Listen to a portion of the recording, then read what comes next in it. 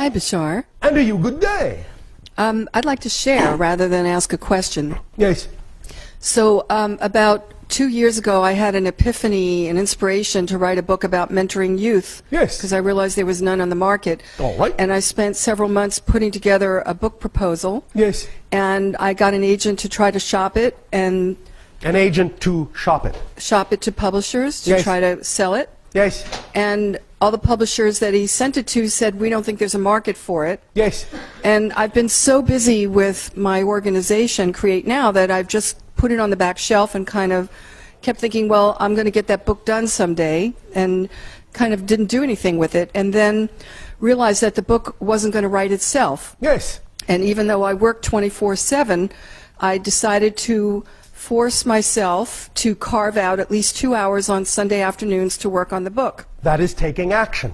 So the last month or two, I've been working on Sunday afternoons on the book. Yes. And I'm really feeling the download. Thank you. It's very exciting. Yes. And the agent contacted me in December and said it was time to shop it again. Yes. And so he's now promoting it to publishers, and I just really feel in the flow, and I'm very grateful to you for giving us this workshop this weekend. Thank you. And thank you for your sharing. Often this is all it takes. You must remember, when you say you don't have enough time, you're the one creating the time. So you can create whatever time you need, and please remember, the only reason it may seem as if you don't have enough time to do something is because you may be having expectations about the kinds of things you think you need to do. But when you act on your passion, you will very clearly see that your excitement and your passion are not only the driving engine, but also the organizing principle of your life. And whatever it is that needs to be done that is relevant to your passion will be done, and whatever is, shall we say, left over does not necessarily need to be done at that moment. And that the passion will bring about what you need for support.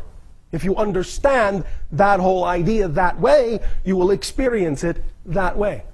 So yes, create the time that is representative of the time you need to experience your passion. And whatever you don't have time left over for in any given day, you will do some other time if, in fact, it is representative of your joy. It will all fall into place in the proper timing, in the proper order. Let it do so.